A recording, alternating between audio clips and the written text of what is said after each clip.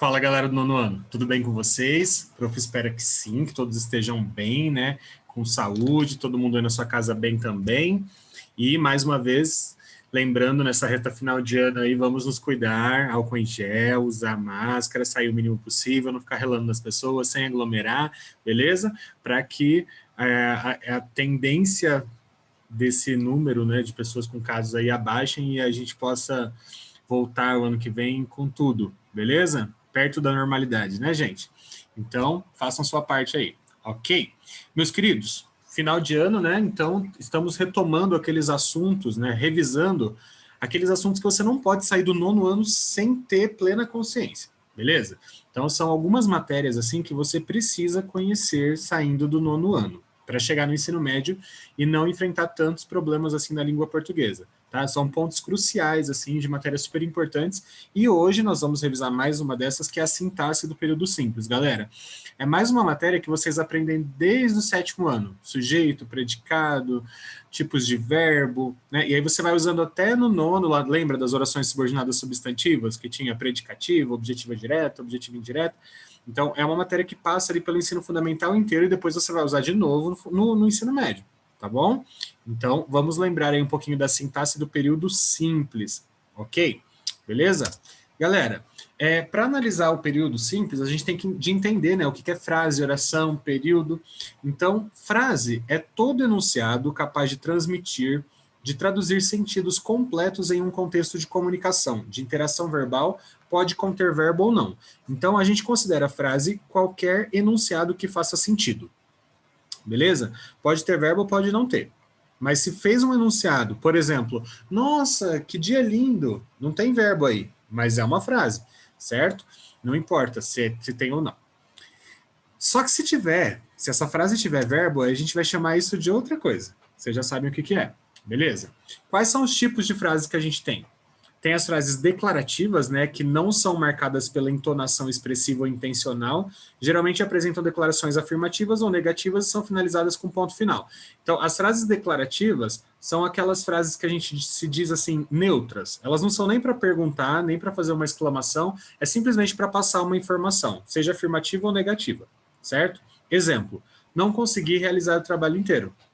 Declarei, né, passei uma informação aí, ok? Nesse caso, negativa. E aí temos também as frases interrogativas, que tem uma entonação de pergunta, né? A gente sabe que tem o ponto de interrogação no final, mas na hora de falar, a gente faz diferente quando é pergunta, né? Em vez de falar assim, quando pretende entregar o trabalho, a gente geralmente dá uma entonação, né? Quando pretende entregar o trabalho? Né? A pessoa está percebendo que é uma pergunta e na escrita a gente marca com ponto de interrogação, beleza? Existem também as frases exclamativas, que tem uma entonação expressiva, né, que é uma reação mais exaltada, quando a gente percebe algo assim que chama a nossa atenção, né?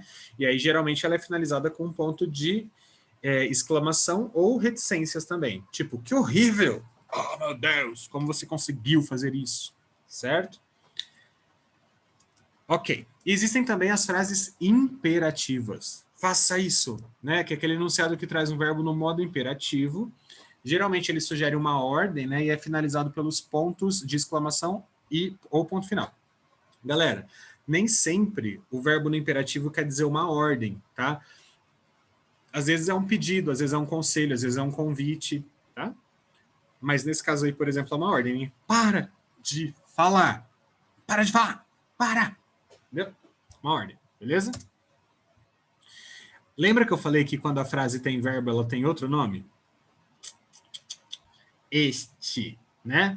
É uma oração. Então, trata-se de um enunciado linguístico cuja estrutura caracteriza-se obrigatoriamente pela presença de um verbo.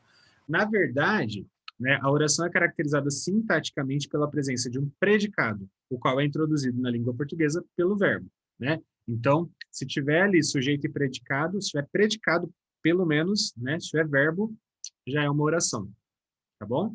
Digão, quer dizer que uma oração é uma frase? Sim, uma oração é uma frase. Acontece que as frases nem sempre são oração. Ela só vai ser oração se ela tiver verbo, senão ela vai ser um outro tipo de frase, às vezes. Tá? Frase nominal. Então. Exemplo de orações aí. Ande depressa. Essa lasanha parece ótima. Eles se esqueceram dos presentes. Né? Todas essas frases aí têm verbos, então todas elas são consideradas orações. Ok? E essas frases e orações, quando elas têm um ponto final, além de ser uma frase, ela é um período. Quando tem ponto que encerra, ponto de exclamação, ponto de interrogação, ponto final, além de ser frase, é considerado período, tá? Então, trata-se de um enunciado construído por uma ou mais orações e possui sentido completo na fala. O início e o final do período são marcados pela entonação e na escrita são marcados pela letra maiúscula no começo e a pontuação específica que limita a sua extensão. Então, o período é onde começa com letra maiúscula e vai até ponto. Ponto final, certo? Agora que começa com letra maiúscula de novo e vai até outro ponto de final, aí é outro período, e assim por diante. Digão, período e parágrafo é a mesma coisa? Não. Por quê? Dentro do período você pode... dentro do parágrafo você pode ter vários períodos. A gente pode colocar ponto e continuar na mesma linha, certo? Com letra maiúscula. Beleza? Então, não confunda. Nossa, Digão, muito nome. É tipo assim, ó, tudo que faz sentido é frase. Se essa frase tiver verbo, ela é uma oração. E o período é até o ponto. Só que às vezes ele tem uma oração ali dentro, às vezes ele tem mais de uma, né, que vai ser um período composto, e assim por diante. Certo? Que aí é onde a gente chega agora. O que é um período simples? É quando tem uma oração só. Então, se a oração for simples, uma oração só, um verbo só, é um período simples. Beleza? Até o ponto, né? Ele é formado por apenas uma oração, apenas um verbo. Exemplo, eu aprecio bons chocolates. Tem só um verbo aí, né? Aprecio. Então, tem só uma oração, esse período é simples. Precisa-se de profissionais da saúde, a mesma coisa. Tem só um verbo, então só uma oração, período simples. Beleza? Beleza, Digas. E o que é um período composto? Alguém que tem um posto? Não, digam. São períodos que têm duas ou mais orações, tá? Eles são construídos de uma oração, por mais de uma oração, né? Ou seja, dois ou mais verbos. Exemplo, o meu filho me mandou uma mensagem para dizer que eu não preciso comprar ovos de Páscoa este ano. Infelizmente foi assim no começo do ano, né, gente? Época de Páscoa esse ano. Uma época tão boa para comer doce sem parar. A galera nem tinha. Enfim, aí, galera, a gente vê o mandou, a gente vê o dizer, a gente vê o preciso comprar, a gente vê vários verbos, inclusive locução verbal. Ou seja, tem 3 orações aí. Beleza? É um período, né? Até o ponto tem 3 verbos. Então, tem 3 orações aí nesse período, por isso que é um período composto. Certinho? Beleza? Beleza. E agora a gente chega à parte que nos cabe, que são os termos essenciais da oração, que é o sujeito e o predicado, certo? Digam, o que é isso? Sujeito é o termo sobre o qual o resto da oração diz algo, declara algo. Ou seja, é o tema, é o assunto da oração. O predicado é de onde está o verbo para frente. Pensa assim, do verbo para frente. Que aí é o que se afirma sobre o sujeito. É a ação que o sujeito tem, é o processo que o sujeito passa, é o que acontece com o sujeito, certo? Então pensa assim, o assunto, o tema sobre quem ou sobre o que a gente vai falar na frase é o sujeito. O que se afirma sobre ele, que é do verbo para frente, aí é o predicado. Beleza? Ok. Então, para a oração ter significado, né, são necessários alguns termos básicos, são esses termos essenciais. E os 2 essenciais são sujeito e predicado. Beleza? O sujeito, então, é o termo sobre o qual o restante da oração diz algo. Exemplo, as praias estão cada vez mais lindas. O que está cada vez mais lindo? Sobre o que eu estou falando que está cada vez mais lindo? Eu estou falando sobre o quê? Sobre as praias. Então, as praias é o sujeito, é o assunto, é sobre o que eu vou afirmar alguma coisa. O que eu afirmo sobre as praias? Eu vou falar o que sobre elas? Que elas estão cada vez mais lindas. Isso aí é o predicado do verbo ali, ó, estão para frente, tá? Que aí é o que está destacado aqui em vermelho. Olha lá. O predicado, né, é o termo que contém o verbo e informa alguma coisa sobre o sujeito, um processo, uma qualidade, uma ação sobre o sujeito. Ok? Nesse caso aí, olha, as praias estão cada vez mais lindas. As praias, como a gente já tinha visto anteriormente, sujeito, estão cada vez mais lindas, é o que a gente está afirmando, né, declarando aí sobre as praias, ou seja, é o predicado. Ok? Entendido? Tem certeza? Galera, qual que é a posição do sujeito na frase? Onde é que ele aparece? Geralmente, ele vem no começo. Vem primeiro o sujeito, depois o verbo, depois o complemento do verbo. tá? Isso é o mais comum na língua portuguesa, é o que a gente chama de ordem direta da frase, quando vem o sujeito depois o predicado, tá? Então, quando estiver na ordem direta, o sujeito aparece antes do predicado, aparece no início.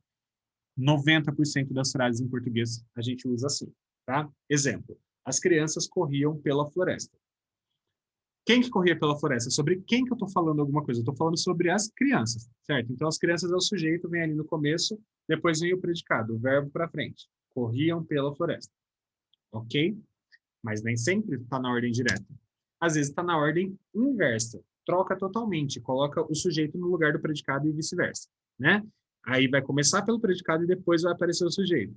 Tipo, corriam pela floresta as crianças. O sujeito veio depois. Tá? Isso é a ordem inversa. É normal? Não é normal. Poucas vezes isso acontece. Tá? E o sujeito no meio do predicado? Isso pode acontecer dependendo do que vem antes, né? Tipo assim, ó, despreocupadas, apareceu um predicativo do sujeito aí, vírgula, as crianças corriam pela floresta. Então, o sujeito apareceu no meio do predicado porque teve um predicativo antes, uma qualidade passageira das crianças que apareceu no início, certo? Então, pode acontecer também, do sujeito vir no meio do predicado. Tá? Aí tudo que está em volta do sujeito aí é predicado. Beleza? Beleza. E a classificação do sujeito? Quais são os tipos de sujeito que a gente tem, né? Então, quando o sujeito tem um núcleo definido, tem um substantivo ali no núcleo, né? Você olha lá para o sujeito, tem um substantivo, você sabe de quem que a gente está falando exatamente ali, qual que é a palavra mais importante. Quando tiver um núcleo só, aí é o sujeito simples, né? Então, olha aí, o presidente, que é o sujeito, ele tem um núcleo. Qual que é a palavra mais importante? O presidente. Para entender o sentido, é sempre o substantivo, certo? Que é o presidente. Então, tem um núcleo só. Quer dizer que esse sujeito aí é simples. Digamos, se fosse o presidente e sua esposa, o presidente e a primeira-dama, aí seriam dois. Aí não seria mais sujeito simples, certo? Sujeito simples é quando só tem um núcleo, um substantivo. Beleza?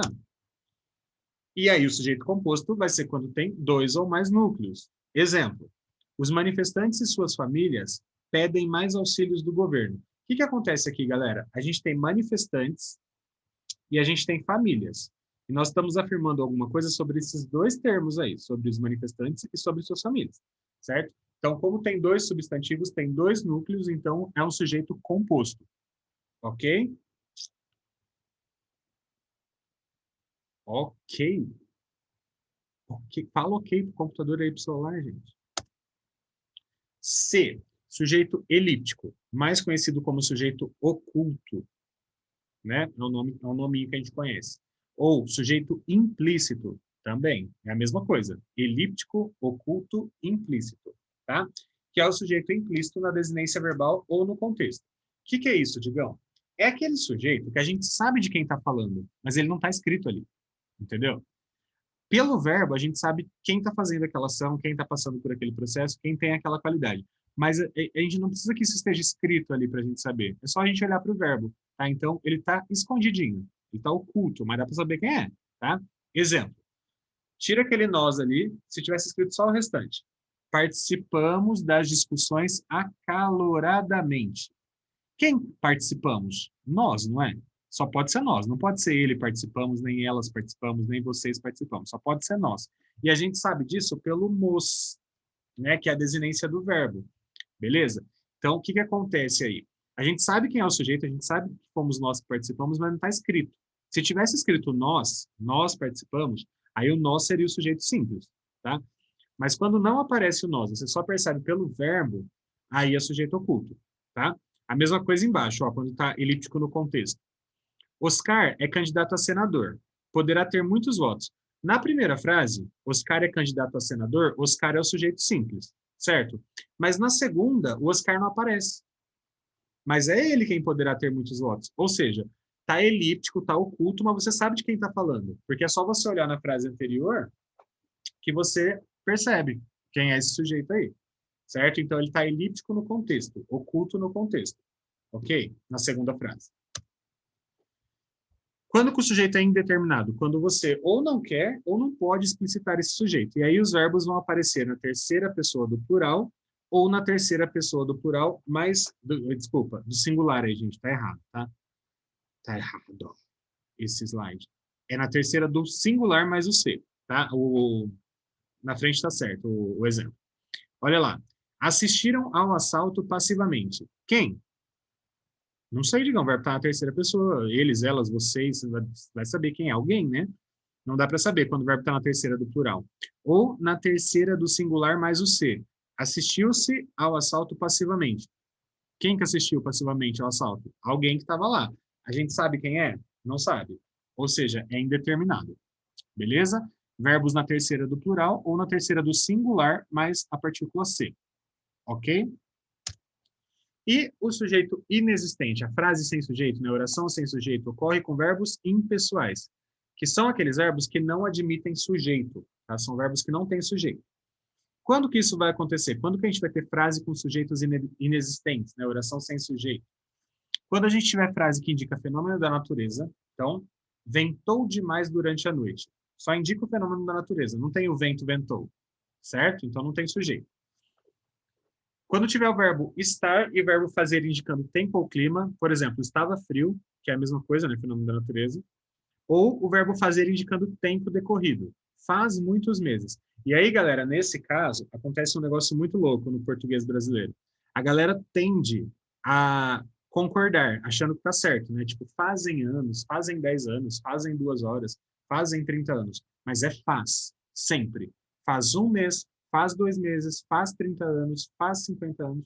É sempre faz. Porque isso aí não tem sujeito, é só para indicar tempo decorrido. Tá bom? Então, se não tem sujeito, não tem como concordar com o sujeito, que é a regra básica de concordância. Certo? Então, se não tem sujeito, o verbo sempre fica no singular. Tá? Beleza.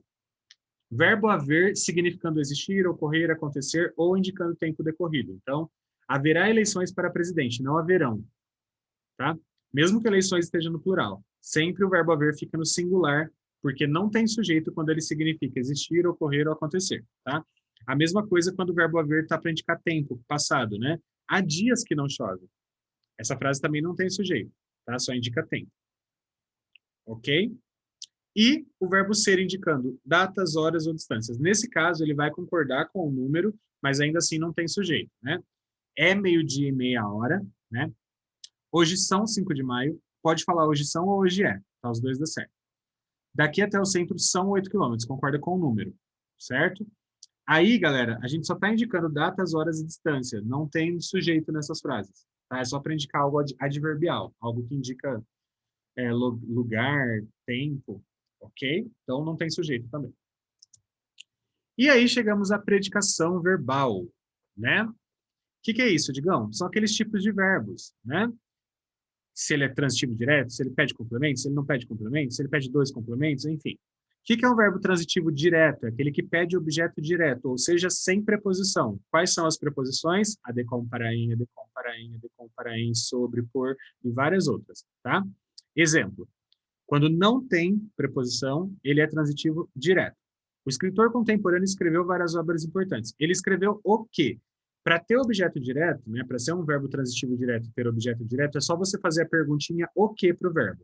Escreveu o quê? Vem direto a resposta. Várias obras importantes. Então, quer dizer que esse verbo é transitivo direto, que veio à frente é objeto direto.